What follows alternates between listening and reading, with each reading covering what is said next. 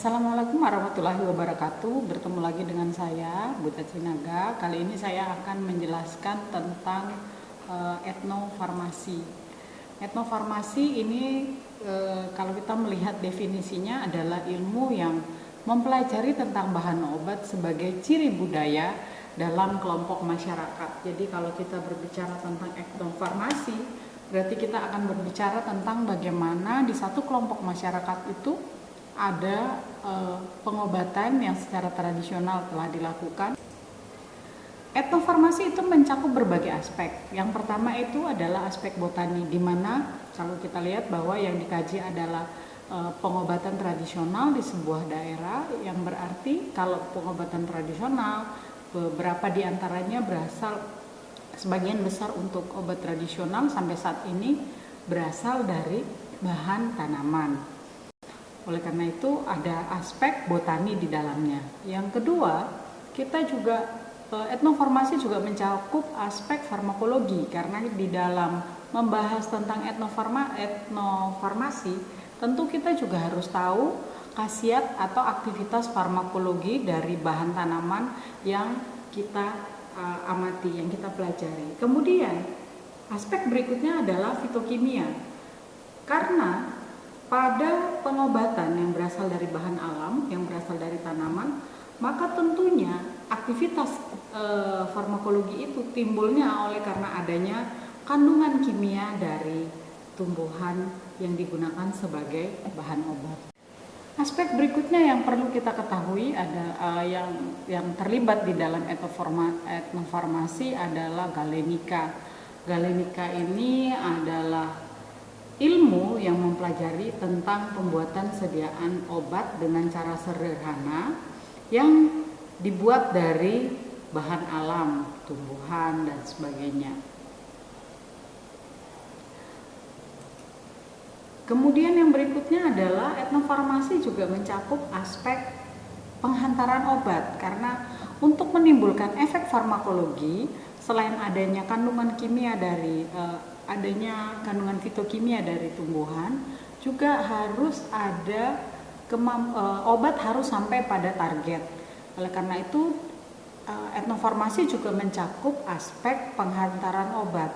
Kita perlu mengetahui bagaimana sistem penghantaran obat sehingga bahan obat tersebut yang merupakan bahan obat tradisional ini bisa menimbulkan efek farmakologi, menimbulkan efek farmakologi.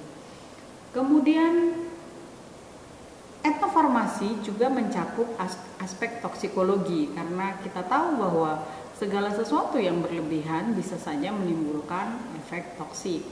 Demikian juga walaupun berasal dari tanaman, jika berlebihan atau salah di dalam pengelolaannya, maka itu bisa menyebabkan terjadinya toksik. Yang berikutnya adalah efek klinis. Efek klinis adalah aspek farmasi praktis yang terkait dengan antropologi, yang terkait dengan kebudayaan masyarakat.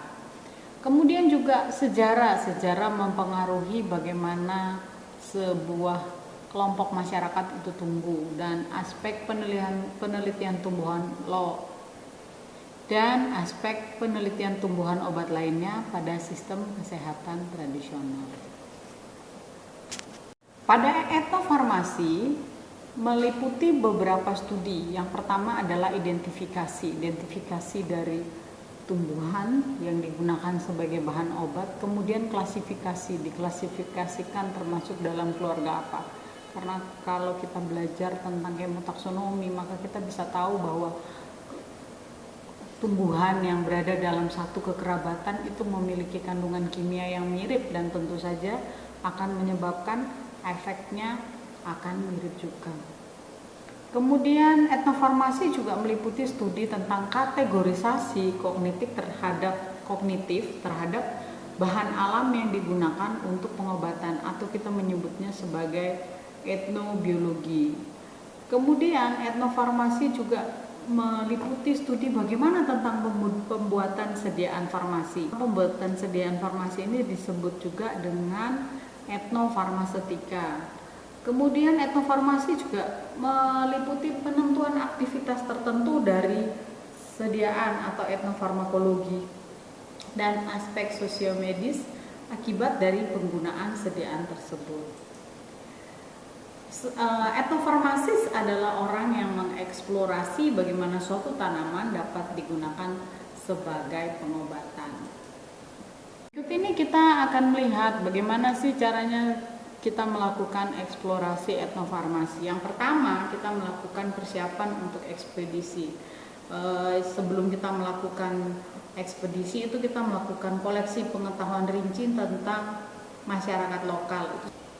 Persiapan yang pertama itu kita harus tahu dulu bagaimana mengetahui secara rinci tentang masyarakat lokal itu seperti apa, wilayahnya bagaimana, epidemiologinya itu bagaimana, karena orang di daerah yang dingin dengan daerah yang panas tentu juga penyakit yang ada di sana berbeda.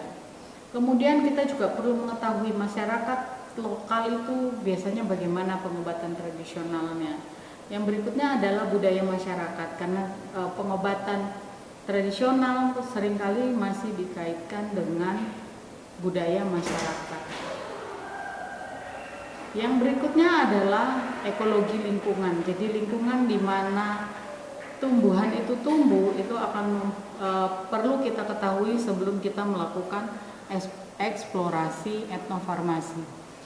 Kedua, kita melakukan mencari sejumlah database untuk menentukan semua informasi etnomedisinal, biologi dan kimia dari tanaman yang diketahui biasa digunakan di daerah tersebut. Yang berikutnya, kita perlu mempelajari tentang tanaman yang digunakan oleh masyarakat asli di daerah tersebut. Setelah kita mempelajari semuanya itu, kita kemudian mendokumentasi pengetahuan. Jadi pengetahuan yang sudah kita kumpulkan, kita cari tadi, kita kumpulkan tentang tanaman yang bermanfaat dan yang beracun, kemudian kita seleksi, dan kemudian kita mengkoleksi tanaman untuk budidaya dan perlindungan. Nah, proses koleksi tanaman menggunakan metode standar, yaitu dengan menggunakan herbarium. Setelah itu kita kemudian mendeskripsikan penyakit yang ada di sekitar tempat di mana tanaman tersebut dijadikan obat tradisional, dengan cara kita melakukan wawancara dengan para tabib tradisional di lingkungan tersebut. Nah, fokus yang kita lakukan pada saat membuat wawancara tabib adalah kita mengetahui tanda-tanda dan gejala umum yang mudah dikenali ketika seorang tabib memutuskan akan menggunakan salah satu jenis pengobatan. Nah, setelah data kita peroleh, kita catat, lalu kita bandingkan dengan bagaimana tabib lain dalam melakukan pemberian pengobatan. Jika pada 2 orang tabib atau lebih itu terdapat model-model pengobatan yang sama menggunakan tanaman tertentu, berarti tanaman tersebut bisa kita koleksi untuk kemudian kita lanjutkan penelitian etnofarmasinya. Tanaman yang sudah kita peroleh kemudian kita koleksi dengan tadi saya sudah sampaikan menggunakan cara dibuat herbarium atau dikeringkan. Kemudian setelah itu tanaman tersebut diuji di laboratorium untuk dilakukan screening metabolit kimia tanamannya. Kemudian diisolasi untuk mendapatkan senyawa murninya. Kemudian setelah itu senyawanya diuji menggunakan metode in vitro. Setelah dilakukan metode in vitro, kemudian kita dapat menemukan aktivitas biologis dari senyawa tertentu. Selanjutnya dilakukan, kalau sudah ditemukan apa yang memiliki aktivitas biologis, kemudian kita coba melakukan uji pada hewan untuk menilai keamanan dan keampuhannya, sehingga dapat setelah itu dilakukan uji klinis pada manusia. Oke, itu saja tentang etnofarmasi. Sampai di sini dulu. Sampai bertemu kembali. Assalamualaikum warahmatullahi wabarakatuh.